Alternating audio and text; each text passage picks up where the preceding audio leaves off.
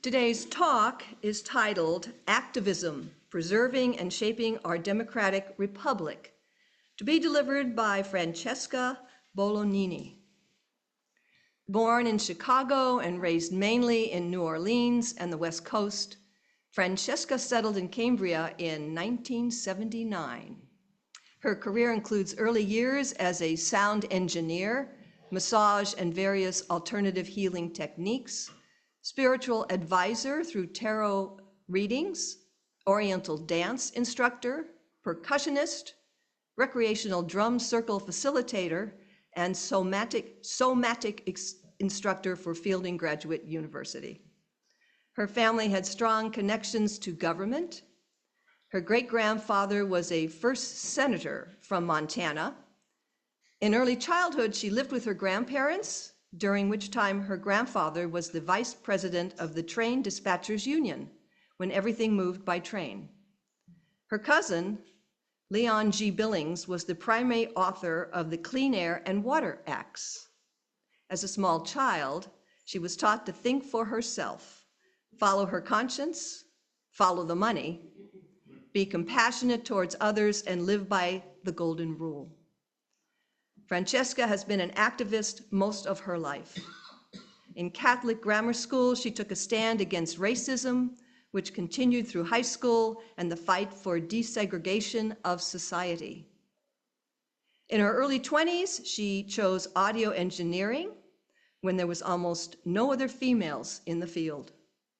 In 1981, she found herself a major organizer, fundraiser, non-violence trainer, media representative, and group representative for Moonstone Alliance of Cambria during the '81 Diablo Canyon blockade. She is still very active, mainly networking, sharing information, and signing and sharing petitions online, and with occasional march. Francesca.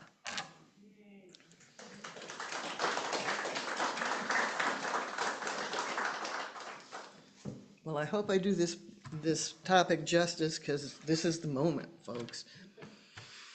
So what motivates activism?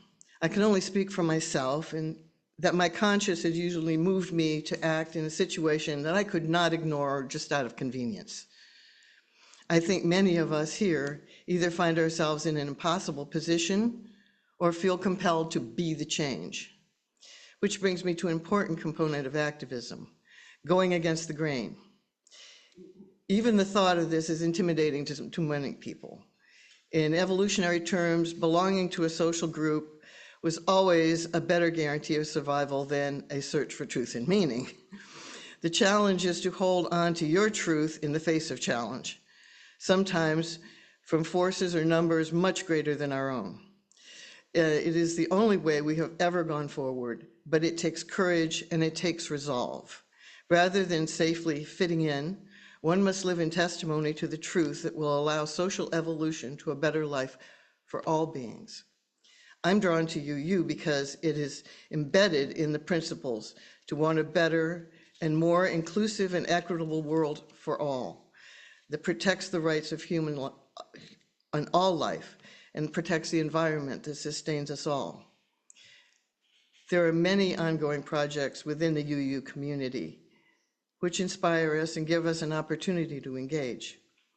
Human rights issues at the borders and now within our own communities, environmental issues, and the struggle to end Citizens United, which is the mechanism by which massive amounts of money are used to unduly influence the outcomes of our elections and doing anything but uniting us.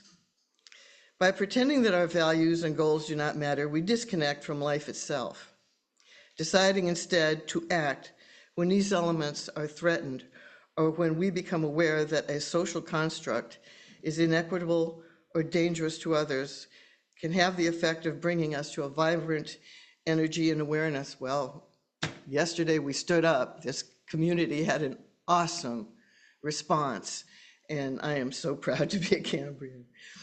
To say that there's nothing that I can do is to disempower yourself.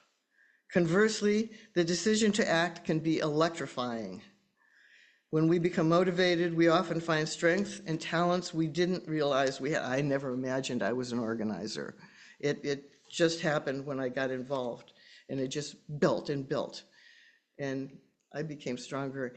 The community became more united. And I really feel that what happened yesterday built upon that which we started. You know, this county, I'm going off script. This county, we not only helped to stop 1,000 nuclear plants being built across the country, we also stopped smoking inside of buildings. That started here in this community. And the plastic bag ban, and that was this community. I mean, this county. We did that here.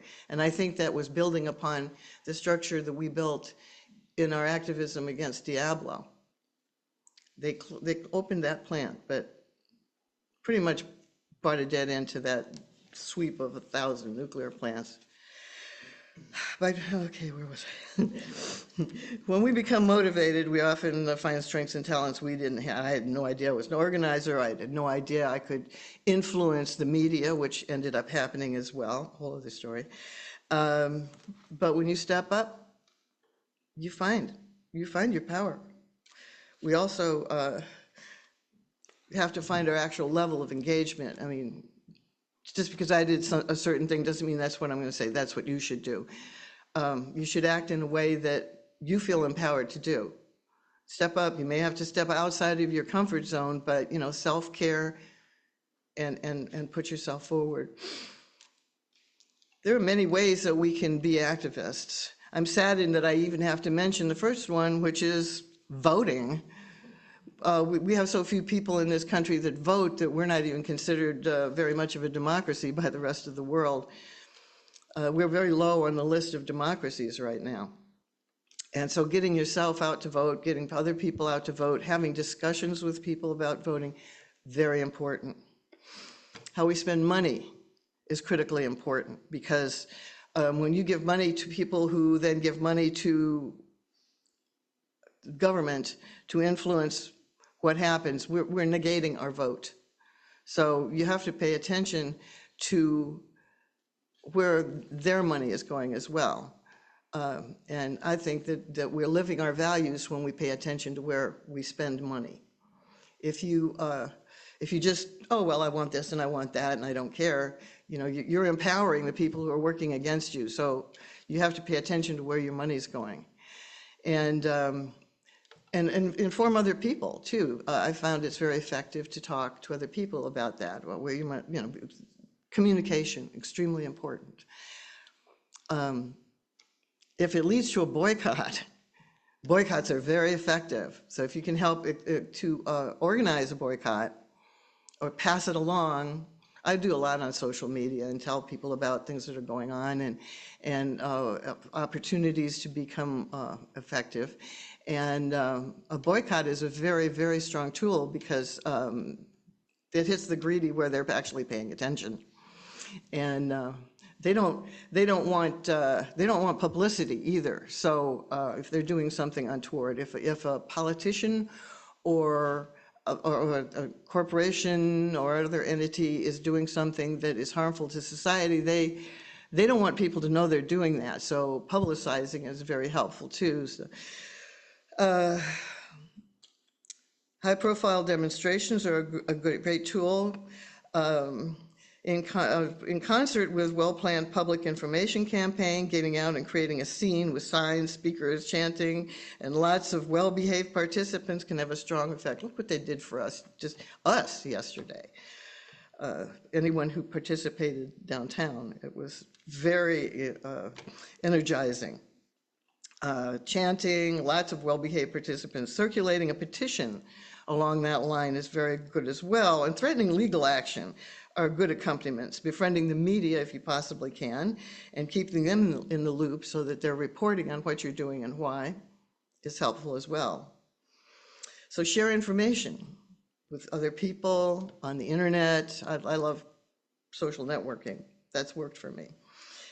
Discussion, very important, talking to your friends, talking to your neighbors if they will, you know, participate.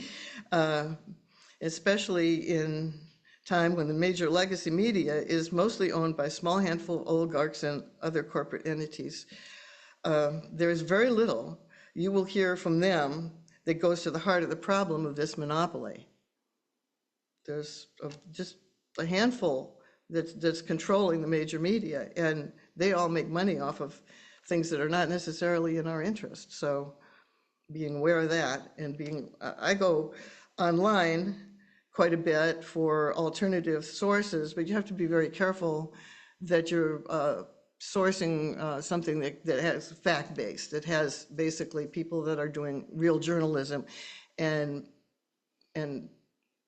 verifying everything that they're saying to you, because people can go right down the rabbit hole, feeding off of something that's sensationalizing, but it's not accurate. Right now, there's a lot of alt facts, which we used to call lies, which are considered free speech, as they're being called news, and that's horrifying. Media no longer needs to have a shred of facts behind some very damaging allegations and completely false statements that their listeners accept at face value. They often refer to themselves as entertainment to avoid accountability for outright lies. But even when fined for outright lying, their listeners too often just continue to go along. Not much for a search of truth and meaning happening there. This is me personally, what I wish could happen would be a class action against various outlets that spew such baseless lies and innuendo.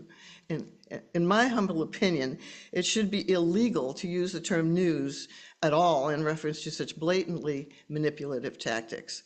An attorney friend of mine told me that we would need to prove that we were being harmed. Fair enough. A poorly informed or uninformed public cannot make informed decisions necessary to self-govern. So we are in imminent danger of losing our democratic republic if this situation is not immediately corrected. Reporting imaginary events or accusations as facts or news without substantiation should, in my humble opinion, be illegal.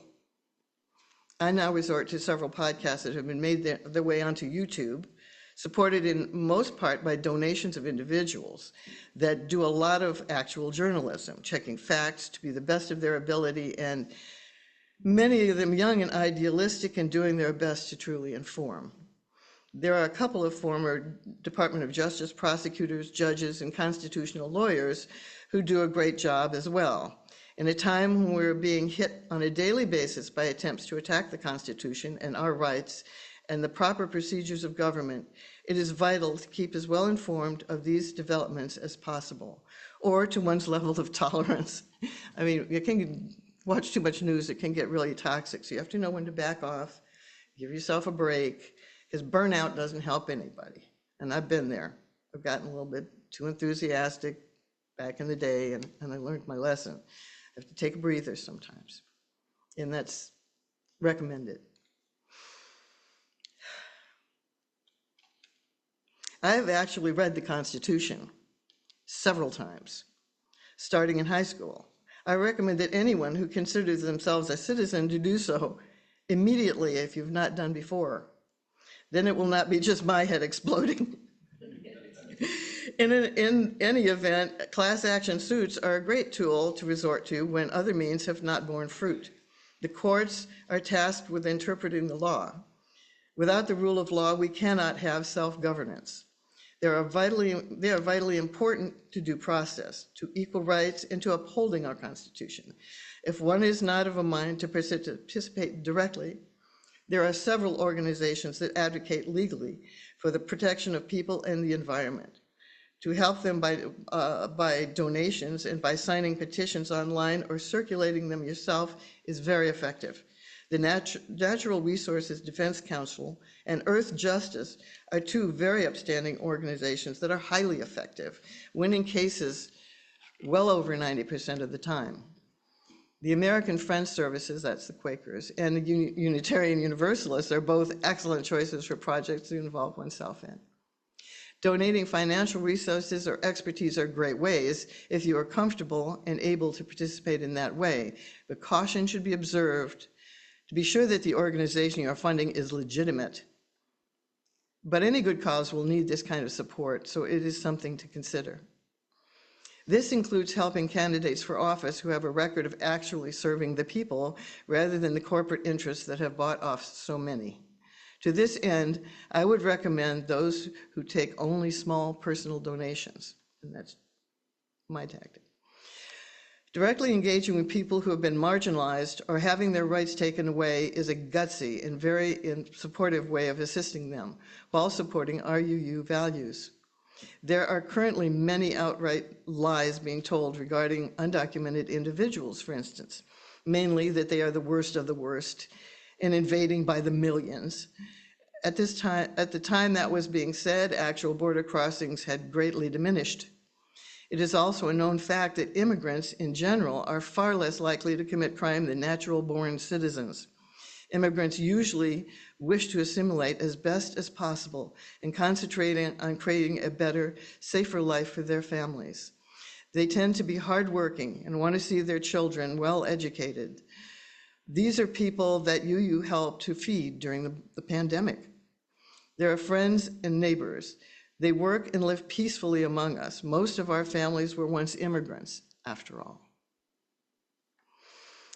Now, after claims that only the worst of the worst and the extremely dangerous individuals would be targeted, we have squads of thug-like types dressed in various slovenly get-ups and various levels of armament, often in masks and often with no identification and usually no warrant, who are kidnapping brown-skinned individuals from workplaces, churches, schools, hospitals, the street, or wherever, with no real interest in whether they are legal or not, and disappearing them. Businesses are collapsing without a workforce. Communities are living in fear and being invaded and terrorized. Children are being abused or abandoned on the spot when their parents are snatched from the street. And I veer off script again with an incident that I was made aware of by a mutual friend. I have two friends. They both work in government in King City, an upper level of King City management. And I was informed by the one person that the other was going to fly. She's a Latina, and she was going to fly from Monterey Airport to San Diego and to visit an elderly relative. ICE was there at the airport. They told her because all she had was a valid passport and not a California real ID, that she would have to be searched. And we're all adults here. This search included sticking their hand up her crotch.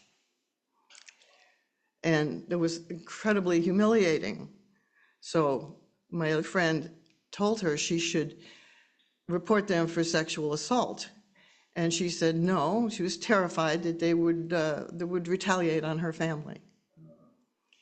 So what if this happens here?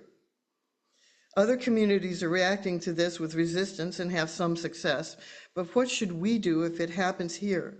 It certainly could. Many businesses here are struggling because their employees are not showing up anymore. I don't blame them, but we have not had this conversation. As UUs, how should we react to some direct attack to members of our community? Is this a conversation that we need to have? Which leads me to the option of nonviolent direct action civil disobedience. Did you know that a nonviolent action has 2 times the chance of success? Well, it's twice as likely to be. Then, you can't be discredited for damaging property as if that was important as people. You can't be discredited as an unruly mob if you're being calm and peaceful and respectful. One really good tactical reason to keep things under control right there. Nonviolence is the best way to engage the most people and have your cause taken seriously. It does not mean it does not just mean avoiding acts of physical violence, but also verbal abuse as well. And I admit that can be hard. But it is one of the ways that we avoid escalation to actual physical confrontation. These raids that I have observed online taking place at businesses and in neighborhoods are provoking confrontations that are physically dangerous to the participants. In order to avoid violence, it is necessary to not force violent acts from the opposition. This all gets complicated, and when I participated in the blockade of Diablo Canyon nuclear power plant, I became a nonviolence trainer to help people avoid the pitfalls that we might encounter. This process is too involved to present here in full, but I'll give the highlights. It becomes civil disobedience when we are asked to disperse or move back from a line and we do not. At that point, arrest may be imminent. There can be tactical devices such as flashbangs or tear gas deployed to encourage us to move. If we do not move, then the group that has entered our community with the intention of removing members, possibly illegally, may come forward to remove us and possibly arrest us. Resisting in any other way besides going limp is considered violence. The best course of action is to attempt to connect to the individual by talking to them in a way that makes a human connection. If anyone in our action commits acts of violence, best move is to go to the ground, head down, or hold hands, and just do like this in case you have to. Among older people, it's hard to jump right up if you have to move. So, you can hold hands and put down like that and be quiet so that it makes it obvious if someone is in the crowd to instigate. And that can happen at any demonstration you go to, so it's good to know this. That isolates them. We do not want to provoke violence from the opposition, and we don't want them to provoke it from us or create any reason to declare martial law. While someone demanding us to disperse might not have the legal authority, in these videos that I've seen, they seem to feel entitled to do so, and the effect of resistance can be the same, physical violence. This is always something that needs to be prepared for and to avoid as best as possible. We need to be aware that the opposition is nervous and frightened as well, and that can be much more likely to react badly to temper. So we have to try to keep ourselves calm because they won't be. It is also important for individuals to document and post online. This is a new world here, the kinds of events that occur. It is no longer necessary for a major media presence to get a story out. The documentarian needs to avoid arrest or detainment, since confiscation of their phones would be inevitable. Even incidents of harassment at peaceful local events need to be documented. Actual peaceful events need to be documented because, we're accused of all kinds of things that aren't really happening. When we planned the action at Diablo Canyon, we had support people to take care of our homes, pets, etc., while we were detained. We had people who tracked where we were taken, and we went in groups, so we were not held alone. Any action taken in a group needs to be well thought out and with all of us in agreement as to how one is to react, what level we're willing to go to. Are we going to step back? Are we going to stay there, hold our ground and be arrested? You want to know how everyone's on the same page.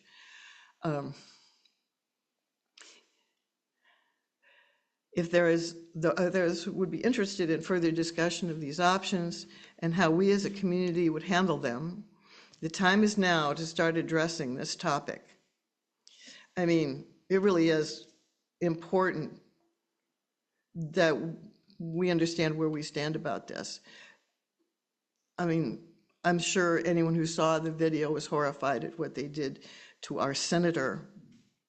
And this was done in the presence of supposedly, our Homeland Security person. And Senator Padilla is a ranking member of the Senate Committee on Immigration. And for this woman to pretend that she didn't know who he was and allowed that brutality to happen to him while she was making a statement that they planned to stay here with the military until They liberated us from the socialist governor and mayor that we've duly elected. Yeah, so I think we need to address the topic as a community. There's a proud tradition of shaping our country for the better. The likes of Starr King, Margaret Moseley, Dorothea Dix, and many other UU activists have dared to go against the grain, be the change, and create the heartbeat of a better world. Thank you.